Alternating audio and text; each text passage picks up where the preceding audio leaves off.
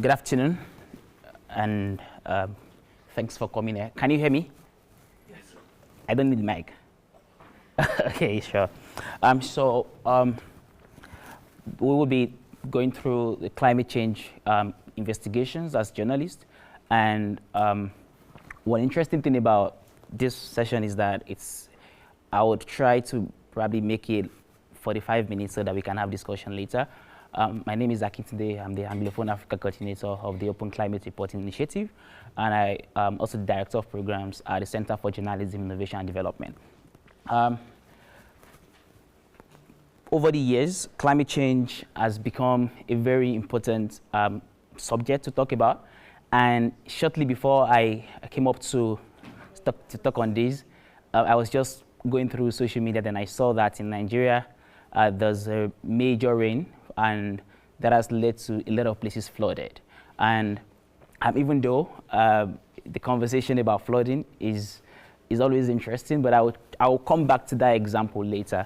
But we would be looking at climate change and how do we bring in climate change conversations to the media, and how do we infuse it together so that we are able to make sense of the conversation.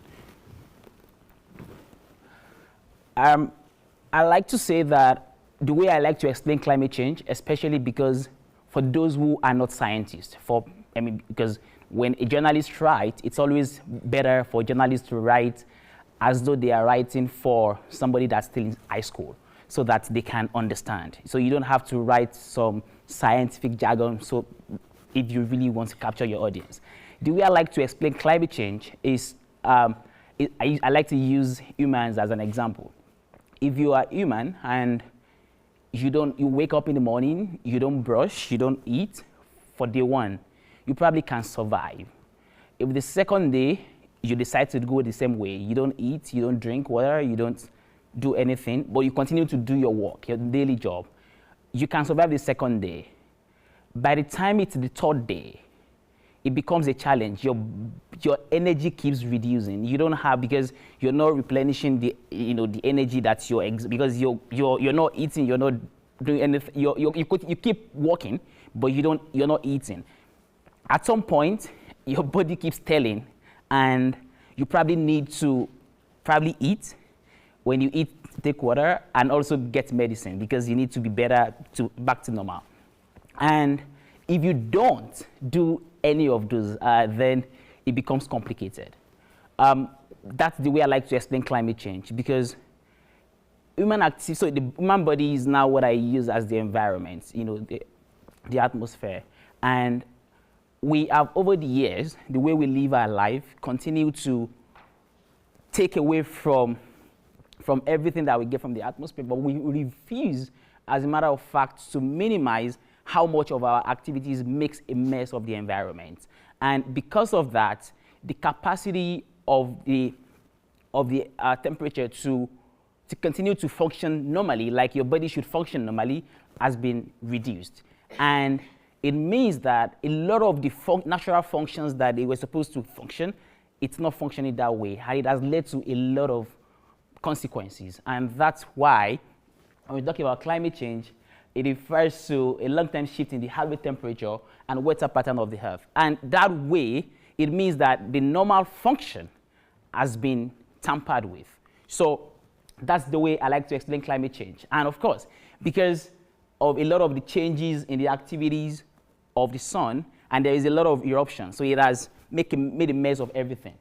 I won't go into, so there are natural causes, there are anthropogenic causes, and what has made emissions, greenhouse gas emission, what has made it a very important conversation is because it's a question about countries that are industrialized and countries that are not.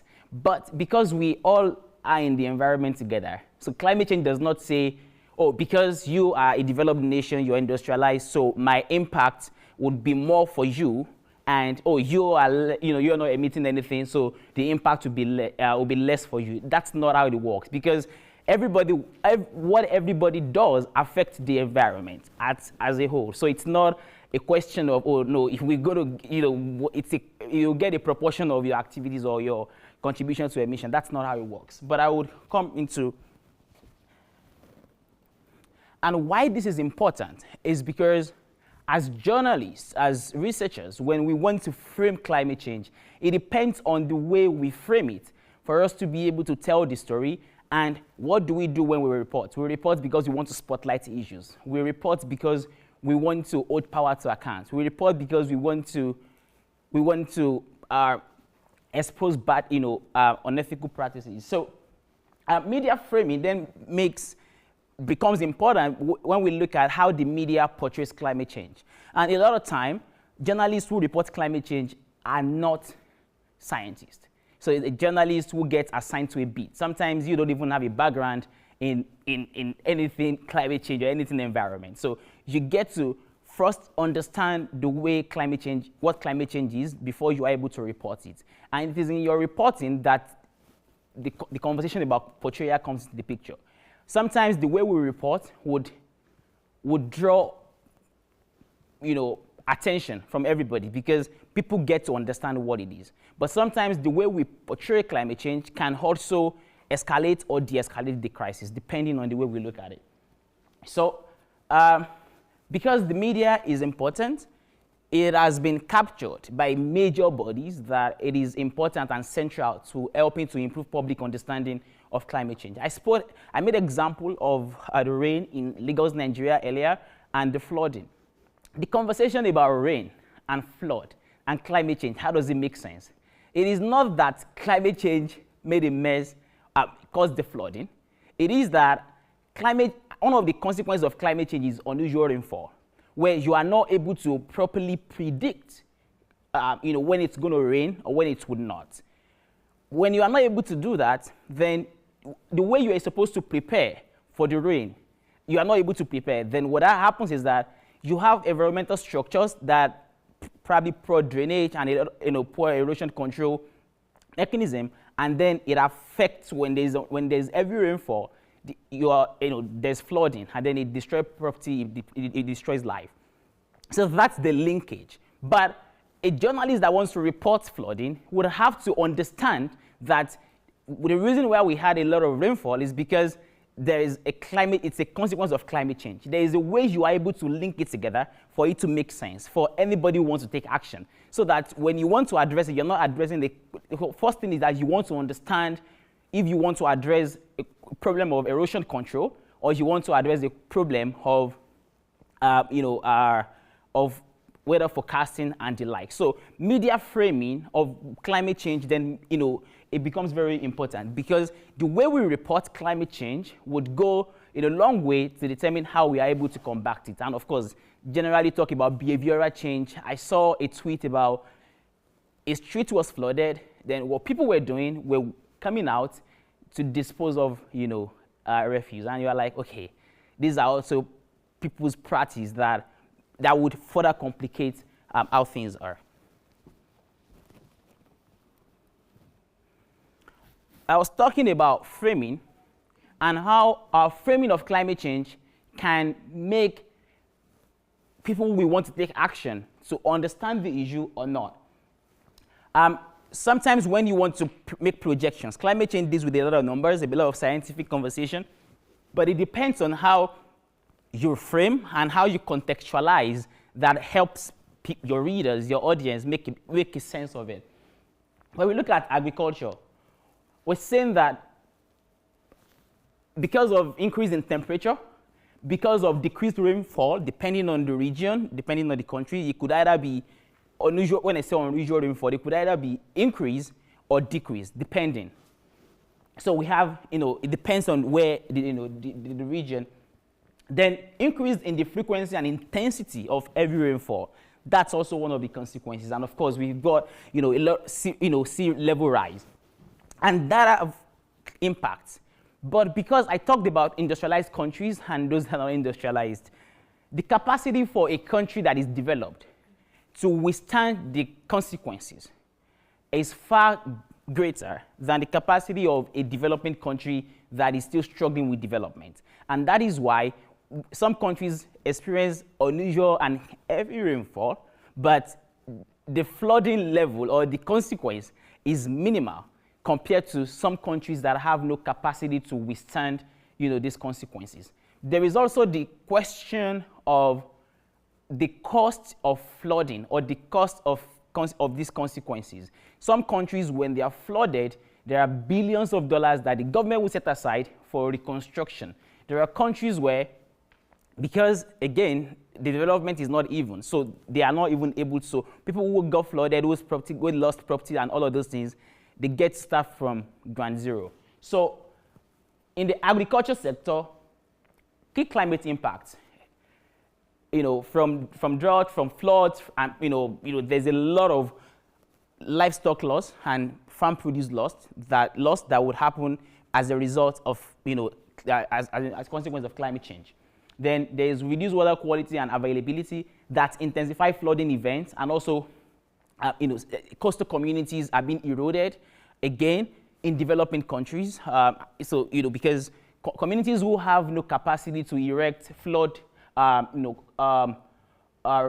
call it a sea protection project, shore protection project, for instance. That means when there is sea level rise, then there is a way where coastal communities get flooded, and sometimes they go extinct. We have examples across countries. Then there is ecosystem degradation. There is ecosystem catastrophe, where you have increased land degradation, loss of biodiversity, fisheries, coastal erosion, and loss of mangroves. We have a lot of examples abound where there are some species of fishes that they're no longer there because of climate change, and also because the capacity for them to survive is no longer there.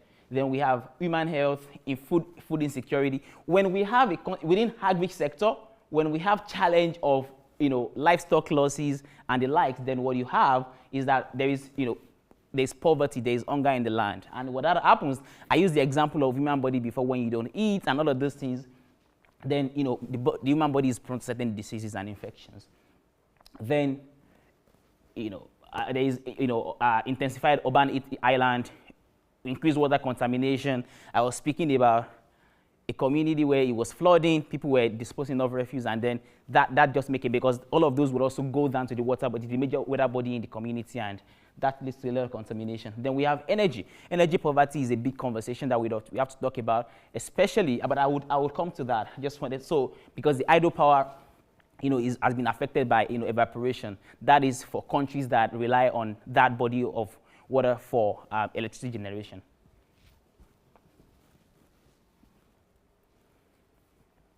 Then back to still about framing, I was talking about developed countries, industrialized countries, and developing countries. Climate change and greenhouse gas emission is a big conversation. You have some countries, a single country with about more than 20% emission. Then the entire African continent, about more than 50 countries, the entire emission is less than 3%.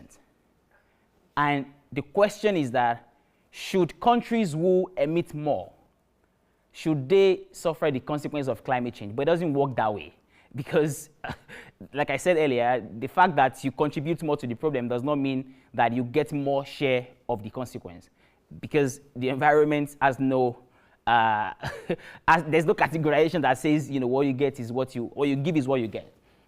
So this gives an example of how Africa contributes less than 2% of emissions, and it suffers the worst effect because of the lack of development that's inherent in this part of the world. So that's what you see, and this has affected, of course, if a continent or a country is not developed, then the capacity to provide healthcare, to provide social services, to provide quality education is diminished. What you have is that even the little one that you have, by the time there's flooding, it washes everything away. Then you have to start from ground zero. Then people who are farmers, people who are in the agri sector, they lose farmlands, they lose farm produce, and everything it affects them. And then there's food insecurity, there is poverty, and a host of other issues.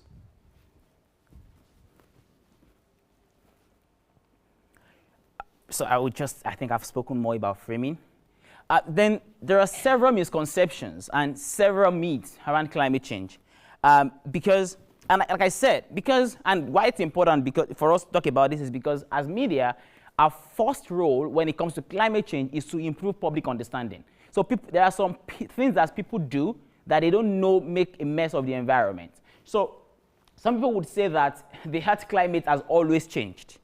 While that is, and it's interesting, people could make very convincing arguments that, it's always changed, so why should we bother? Why is climate change a matter of emergency? But what we have to understand is that the way the pattern of the climate is changing today is not something we understand. And I'll give an example. As an African, as a Nigerian, when we were young, we know that between March and September, that is rainy season, right? And then between September and November, then we call it Harmattan, it's dry season. Then by the time it's the end of the year, it's very cold, and you're waiting for the rain in March and April. But today, nobody can correctly say that's going to happen. Because what we were taught when we were young, it's not because that knowledge is wrong, it's just because what is happening now cannot be scientifically explained. Again, people say that what is very constant conversation in the UK, it's about the British weather, right? But the point is that at some point, it would get very hot during summer, and you're like, what is happening? Sometimes you can experience summer, winter in a single day. Why? It just gets, so it cannot be scientifically explained, and that's an evidence that climate change is real. People say cold weather events disprove global warming. That the weather is cold it's not a climate change conversation, because climate change is a conversation about change within within the temperature over a long period of time. It's about the period of time so people would say, oh no, wait, why should I bother? Because it's cold today and it's winter, so why should I bother? But no, we need to really, really explain that this is happening does not mean that climate change is not real. Then there were people that say, okay, melting glaciers does not contribute to sea level rise. But what we also have to understand is that when they melt, they add new water to oceans, and it leads to high, sea level rise. So it's a lot of people would say, oh, this is what it is, and we would say, no. As journalists, as researchers, we have to clearly explain that, this is scientific evidence. And talking about the myth and misconceptions is a little related to climate disinformation and greenwashing, and that will be what I'm going to talk about the next slide, which is how companies, I was talking about industrialization, and you have companies that are responsible. So when I was talking about countries and their emission level, there are countries within these countries that whose activities, contribute to GHG emission.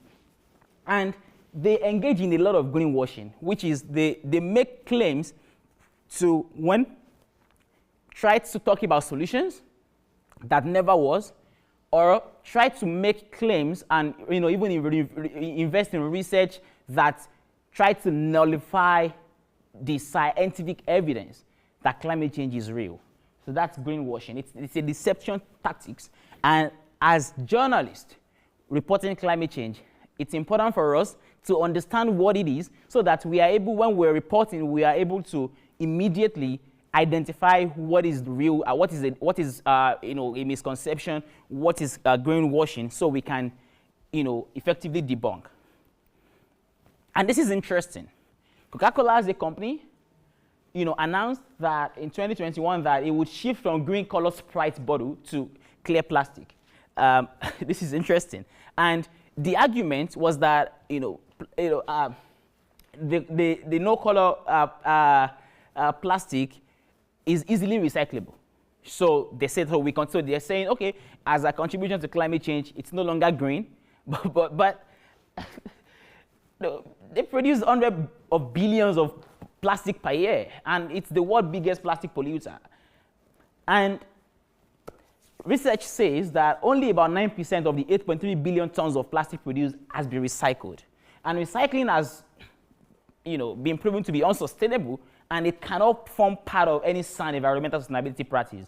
So the point then is that the fact that you're trying to switch And it makes sense. They could say, yes, oh, one of our commitments to climate change is because we're no longer using the green bottle, we are using this one. But recycling as a conversation is not a sustainable environmental practice.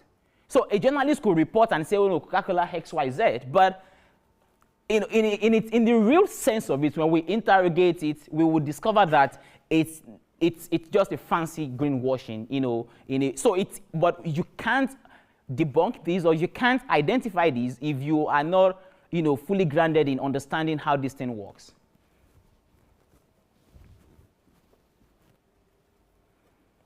I think I will move a little bit because of time. Right. So fossil fuel companies, they are notorious, for a lot of, climate environmental violation. And, they talked about their carbon capture plan and that they wanted to invest in. But investigation revealed that, what they promoted as carbon capture technology, is just a paper conversation. There was no action that followed. So, and they could say, oh, no, we're working on it. The first year, the second year, the third year, the fourth year. So they will tell you that they have plans. But in reality, they are only saying this so they look good, so they are not cancelled. But in their practice, does not show that what they are talking about, carbon capture, is going to happen. And there is also there are questions about carbon capture technology and how viable that is. And it's also a very expensive technology that very few companies or very few countries have the capacity to get on it. So there are researches that is ongoing about carbon capture, but journalists reporting climate change have to pay attention so they are not, misguided when it comes to. I said this is another example of greenwashing. Then, when you want to report climate change, a lot of journalists are like, what do I focus on? What conversation? There are a lot of it. People can talk about the environmental impact components. People can talk about emission. People can talk about company business practice. People can talk about policies. They can talk about everything. But the focus on keeping 1.5 degrees in reach is important. And if you focus on that as a journalist, it helps because when you look at emission gap, which is interesting, countries globally have, they have a global mandate to talk about their ambitions, what their current contribution to emission is, and what they are doing to reduce it and to go net zero. A lot of time they submit the nationally determined contribution, but there was an investigation that showed that the calculation that some countries latch on for their emission calculation, it was based on flawed data. Some of them underreport because they want to say, okay, we are emitting 5, even though they are emitting 10. But they are saying we are emitting 5 because they're saying that by the time we get to XYZ, we would have reduced our emission. But sometimes you discover that, so the devil is always in the detail. So as a journalist, when you get countries talking about emission, you have to interrogate. At COP26, when the Nigerian government made commitment about going net zero in 2060, at the time when government was making the commitment, government was still heavily invested in the oil and gas business. There was still, a major refinery, that was being constructed in the country at the time. So the question then becomes, your ambition plus the socioeconomic realities on ground does not tally. So journalists can interrogate that, all in helping to keep 1.5 in reach. By early 2025, that's by next year, countries are due to, to share their new nationally determined contributions. Journalists need to check the current NDCs. What has happened? How much have countries gone in terms of keeping those commitments? Some of them would just probably change the cover page of the year and then say, oh no, we are submitting for the next time. But journalists need to check. They need to check and then ensure that the new NDCs evolve, to set the sights of government, and then, of course, it put government on the right pedestal to deliver action.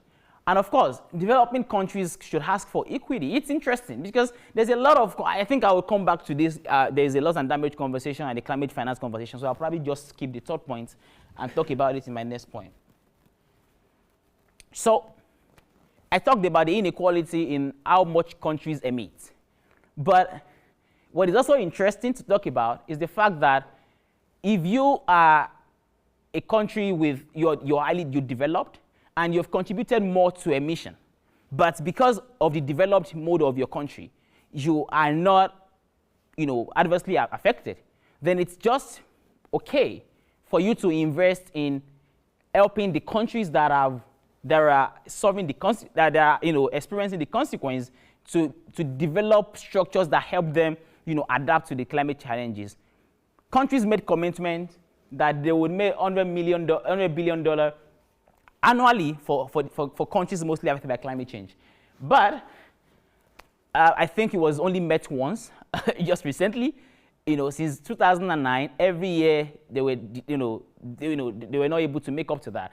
And new research have showed that $100 billion estimation is no longer even relevant as a conversation when it comes to how things have evolved, the value of the currency, and all of those things. So journalists can keep track. They can focus on climate finance and a host of other issues about adaptation fund and a whole lot of funds that. So journalists can interrogate the numbers. How much are countries making available? How much are they promising? I mean, during COP, every year countries make commitments, a lot of agreements. Then you come again the following year.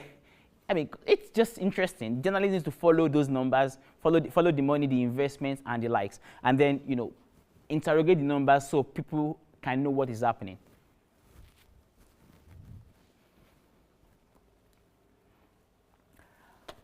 There's Santiago network for averting and minimizing loss and damage. And what is loss and damage? I think I spoke about it earlier. It's about countries that are developing countries that are mostly affected by climate change.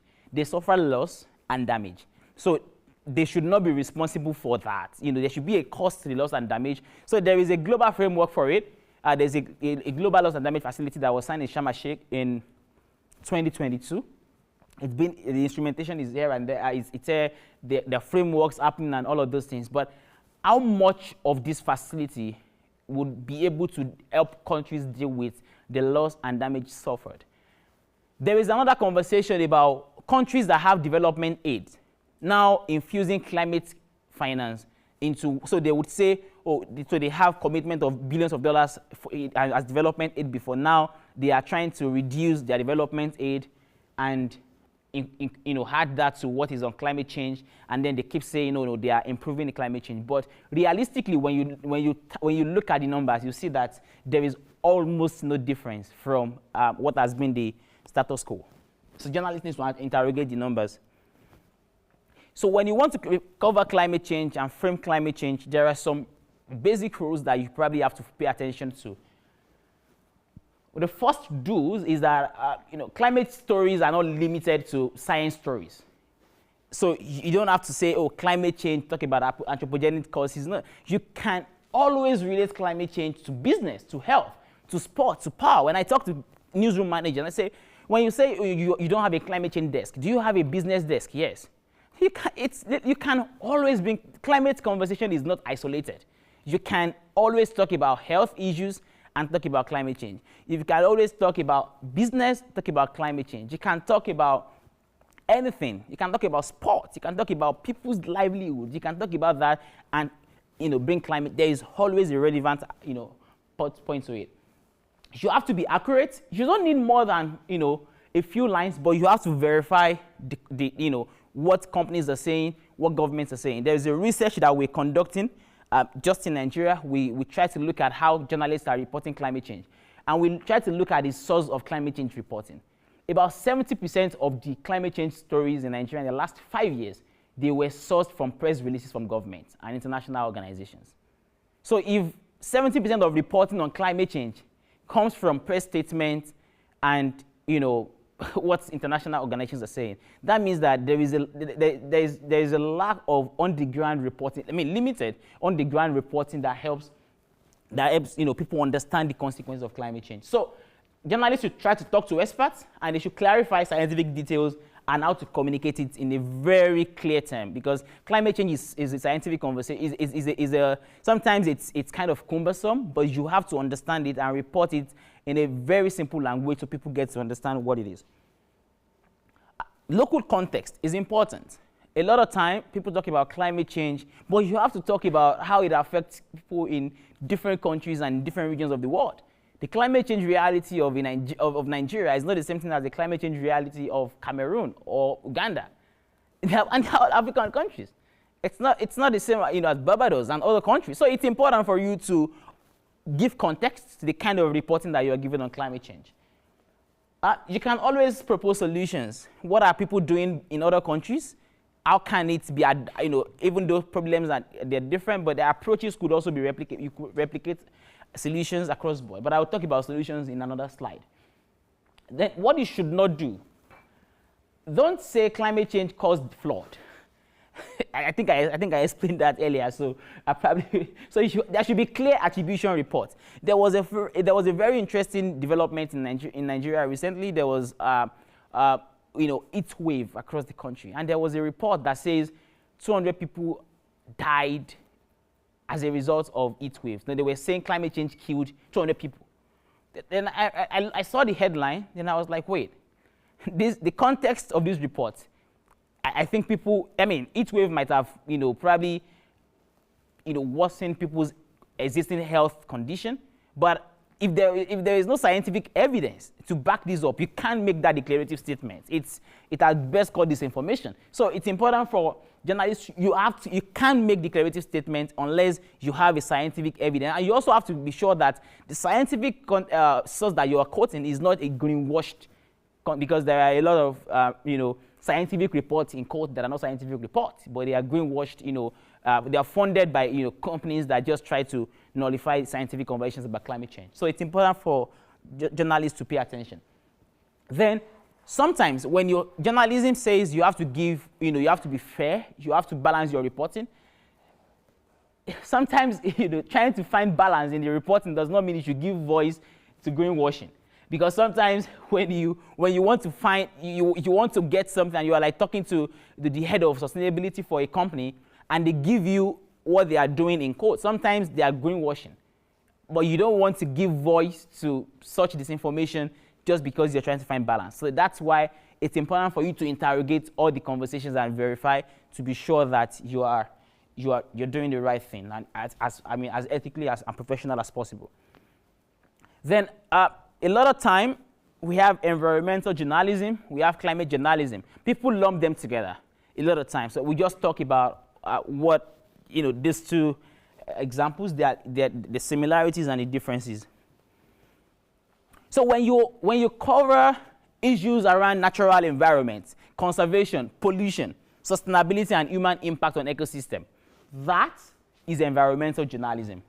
And some of the issues that you can look at as a journalist on environment, you can look at air, water, soil pollution, and contamination. You can look at deforestation.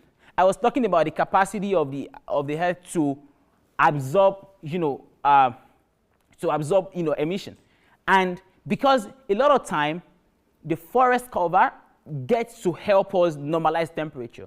But because there is the industrialization, urbanization, people cut down trees, that's called deforestation. Those are environmental practices. And when you're reporting on those are environmental, you're practicing environmental journalism. You can report on biodiversity conservation, you can talk about recycling and waste management, you can talk about environmental policies and regulations, you can talk about green technology and renewable energy. Talking about that is about the fact that, hey, the fossil fuel industry has historically contributed to emission at a wider scale. And we're saying that because that powers, the transportation system, that powers our homes, you can always think of, should we stop electricity because of climate change? No. There are cleaner sources of energy that we can get on. That's the conversation about renewables. When you're talking about that, you have to give context to that you're talking about environmental issues. Then you can report about activism and advocacy, people who are trying to spotlight the issues. You can talk about their approach. You can talk about their results and their impact.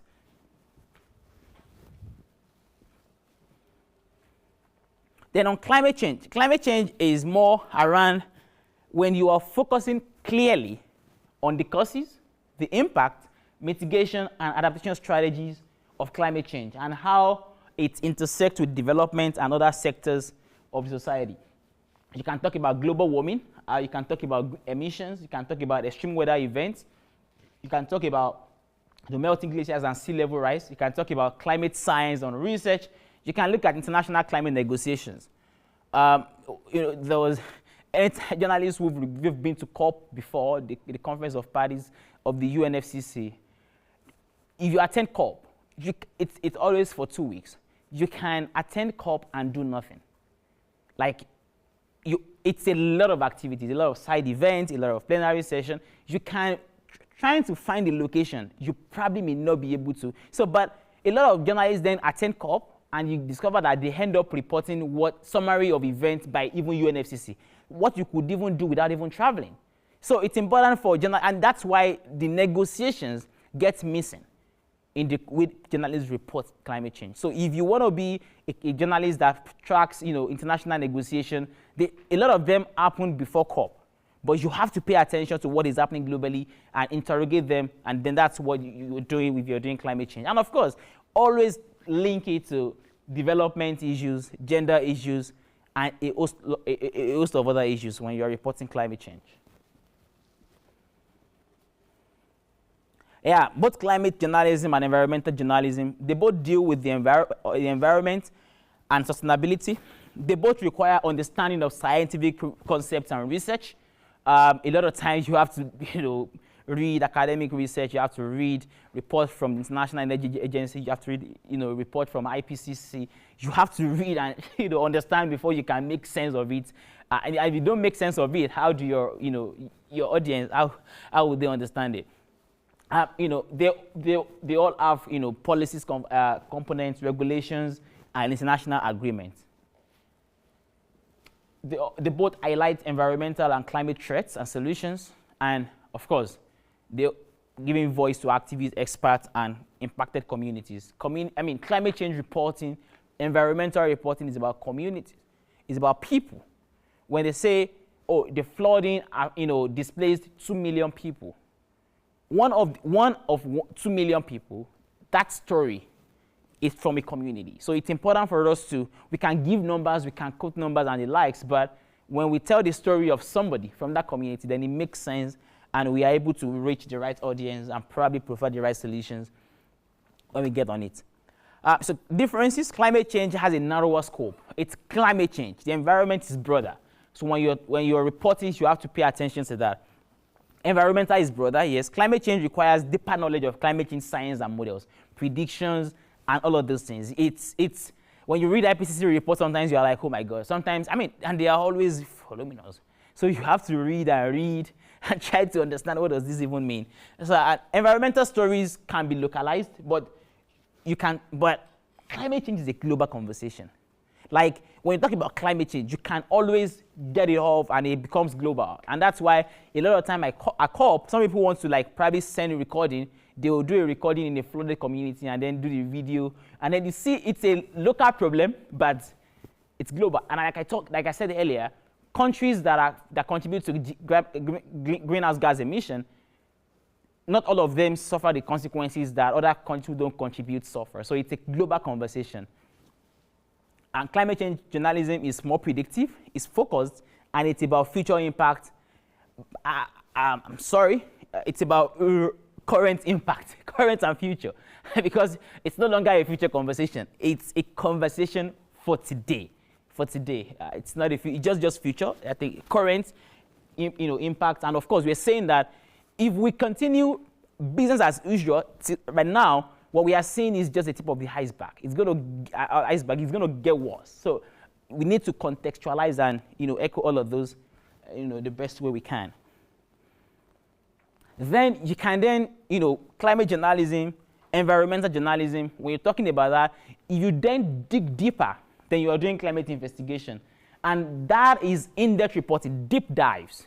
You have to get you have to then latch on data. You have to adopt investigative reporting principles where you have to interview experts, whistleblowers, affected communities. You have to, exposure of misconduct, cover-ups of environmental disasters, impactful storytelling. So all of these are components of climate investigations. And I'll give an example. I think it was yesterday at the Oak Creek networking meeting where we're talking. So a country wanted to, there's something called carbon credits, which is a very interesting conversation on climate change. And a company, is in a deal with the with the government of Liberia that 10% of the land cover in Liberia, the company would get on it for carbon credits. So they could continue to emit, and then they would sell it and then get carbon credit. But what happened is that the owners of the land, they are indigenous people who have been displaced, right? So a climate investigation wouldn't, so a climate reporter would just say, oh, there is a deal by a company and a country.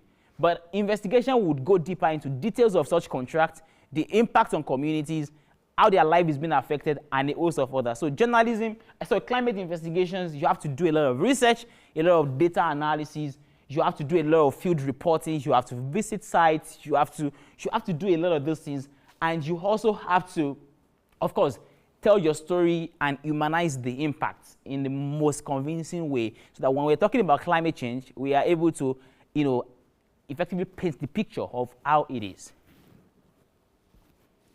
And the principles of climate investigations are the same with the principles of investigative journalism as a whole. So I just have it as you have to start with your source. That's your data. It could be you have to do your research.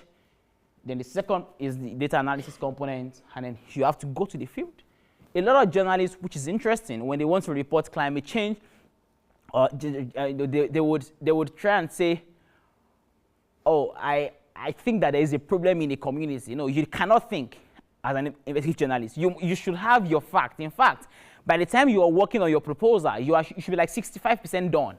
So what your field reporting is doing is you are trying to just get evidence to corroborate, your existing findings. So the third component is, the field work, where you have to go check, you have to interview, get the voices, get the pictures, get the video recording and the audio recording.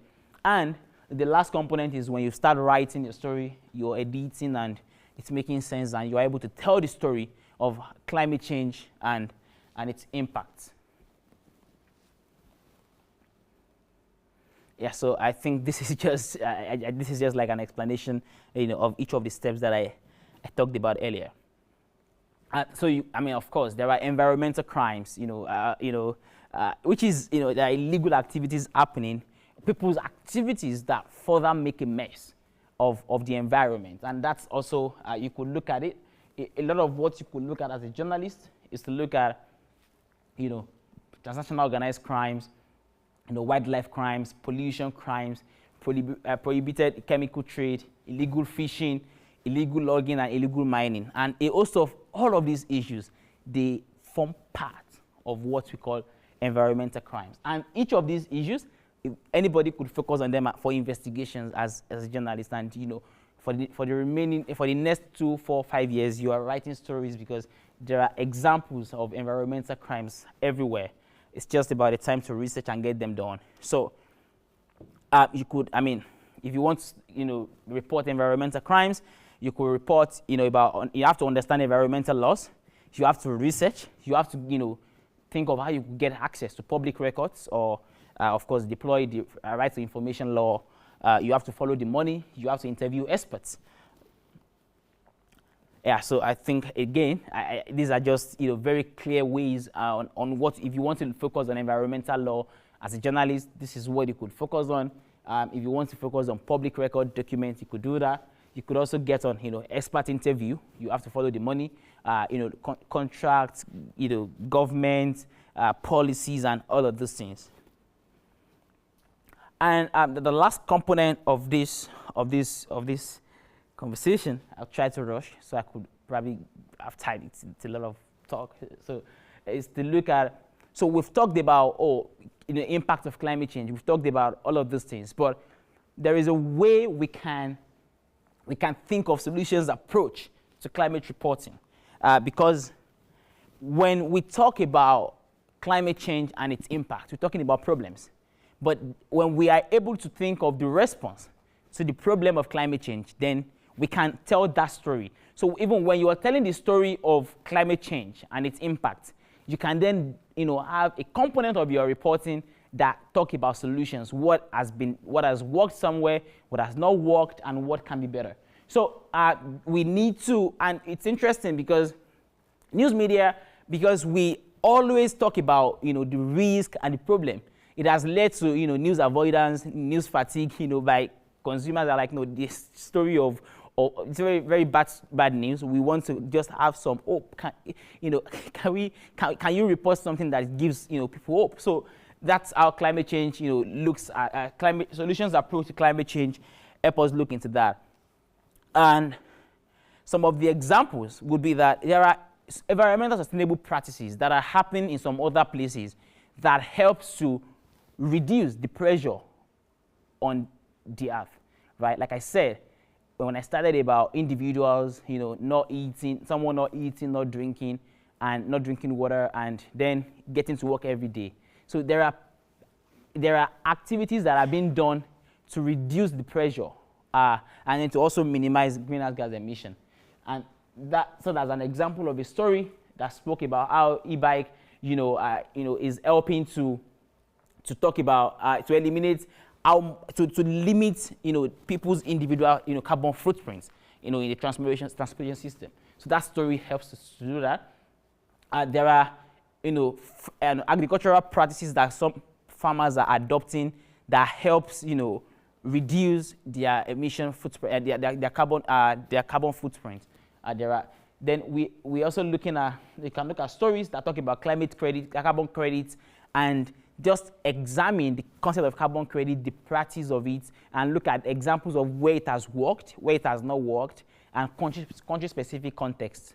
So those are sample climate change solutions, stories, and approach to climate change. So 4 things make a solutions story. The first is that it has a response. The story focuses on a response to a problem, not just talking about the problem. Then the story also reports evidence of results, an intervention that was done to reduce the problem with results. There's the evidence. Then insights. It gives us, the approach, how it was done, the methods, and then, it also has that there are limitations. So a story would have these 4 components before we can say it's a solution story. So when you want to work on a solution story, you ask a question: how does the response work? What part of the problem are not addressed by the response? Is this being done somewhere else? What's the research saying? What are critics saying? And is this working or not working? When you're trying to adopt solutions approach, don't overclaim. Briefly talk about the landscape. Use data. Make your story about the approach, not the organization deploying the approach. And remove, what's like inspiring and all of those things. So this is how to write a story, a solution story on climate change. This is just like a 10-paragraph story in 500 words that if you want to adopt solutions journalism approach, you could get on this. I think I have just 2 minutes before we. Yeah. So when you're working on the climate change as a global issue, we're working on a solution story on climate change. You have to define the problem as precisely as you can. Then what's your angle? Climate-induced conflict, prolonged drought, increased flooding, state action or inaction, effect on the vulnerable, elderly, people with disabilities, and children. So that's just like an approach to reporting that you can adopt for climate change reporting. I think right now is to stop talking and probably ask if there are questions. Thank you.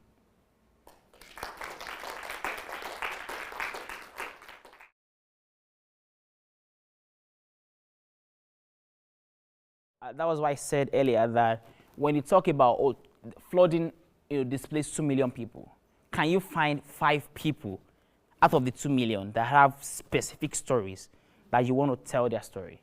So when you talk about government policies, can you dig deeper into specific? Sometimes journalists try to report it as like a big issue, yes, but climate change is a local story. And you have to tell it that way. You have to find people who have specific stories that you want to tell. And when there are solutions, there are people who are farmers who are trying to probably, when flooding happens and it floods away their farm produce, some people are building structures that will be resilient against flooding. If you see such examples, you could write about it. You could ask them, what inspired this? So that way, the story then makes sense to people, and not just a story of, this climate change is big, is broad, and people don't really get it because it's kind of cumbersome.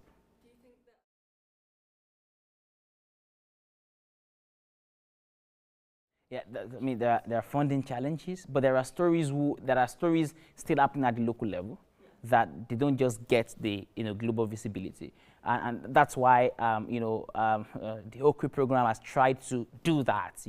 Train journalists as much as we can, and also try to support journalists in a way that after each training you can tell stories, so that you tell stories from local communities, and then it gets the audience. I agree with you that sometimes the global conversation is just too distracting, that we don't focus on what is happening at local levels. But of course, funding could be a challenge that we could probably try and fix. Thank you.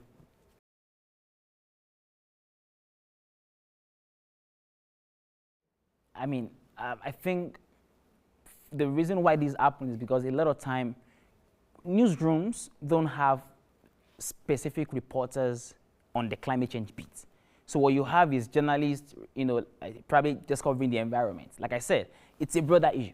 But if climate change is more specific, right? Sometimes you have newsrooms that just have journalists that are reporting business, and they will say, oh, when you see story of flooding, go and report it. So sometimes, that means the knowledge to understand climate change and report it better is not there, and that's why it's a difficult conversation. And so I would say that that intervention makes sense, but how much resources do newsrooms have to be able to have very clear climate change reporting desk, so that it's not just an event? So what happens in most countries is that now, the example I gave earlier about Nigeria, now if you look at most newspapers in the morning tomorrow, they will be talking about flooding in Lagos. Once people get relief from that conversation, then the next thing they start talking about is politics, because some of them say climate change is boring, it's not entertaining, so it's not attracting the right audience, right? So people want to focus on what is entertaining and all of those things. But when there is flooding and people, loss of lives and property, they will focus on it. Then after a week or two, they go back to other things. So we need to start talking to newsrooms to clearly develop climate change reporting desk and learn how to infuse all of those together to say climate change. There's an element of climate change in business. There's an element of climate change in health. When we are able to bring that together and we are intentional about the way we report it, I think it would have very, very, very consequential, results.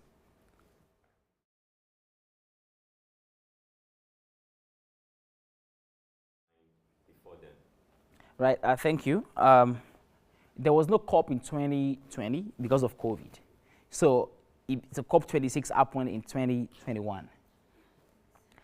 COP26, it was trending. Everybody was talking about it. So when I saw that what was happening, I just asked a question randomly on my social media. Then I discovered people don't even know what is COP. So I wrote an article then. I said, what is COP? And why is it on the lips of everyone? So that was like 3 days to COP, right? Then the next article I wrote was demystifying jargon.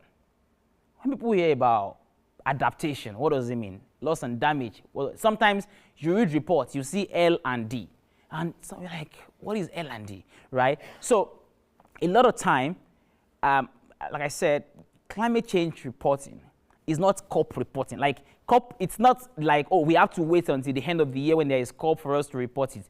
In fact, actual negotiation happen way, way, way before COP. What happens at COP is just performative a lot of time, So I think when we have, it's going to be linked to my response earlier, when we have very clear newsrooms that have clear understanding of climate change, and they are intentional about reporting the climate change process, all year round, not just wait until like the end of the year, then all of this would happen. They would then understand that, there are some countries that have no negotiation block. So for instance, African countries have what they call the African negotiation block. So it's not like a single country from, in Nigeria, for instance, is going to negotiate. No, There's the African group of negotiators, and they rotate the leadership of it, and that's the bloc that negotiates on behalf of that group. So you need to, understanding of the way it works. There are some, even to the extent of admittance, the badge process. So there are colors of your badge that allows you enter some room and not enter some room. How do you even know who are the leaders of the negotiation from your country? So a lot of people don't know. So they just say, I want to go to COP. Then when they get to COP, they discover that they don't even know where negotiations are taking place. Some people, so it's important and COP is always an ongoing conversation. It's always where we stopped last year. We continue from it. It's not like it's a new conversation.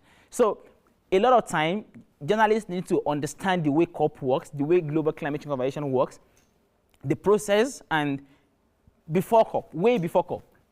I will recommend that this is July.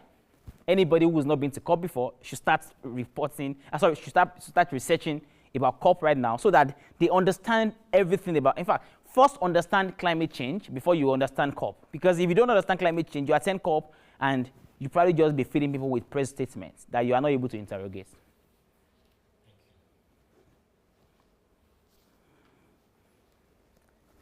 Okay, thank you, everybody. Thank you.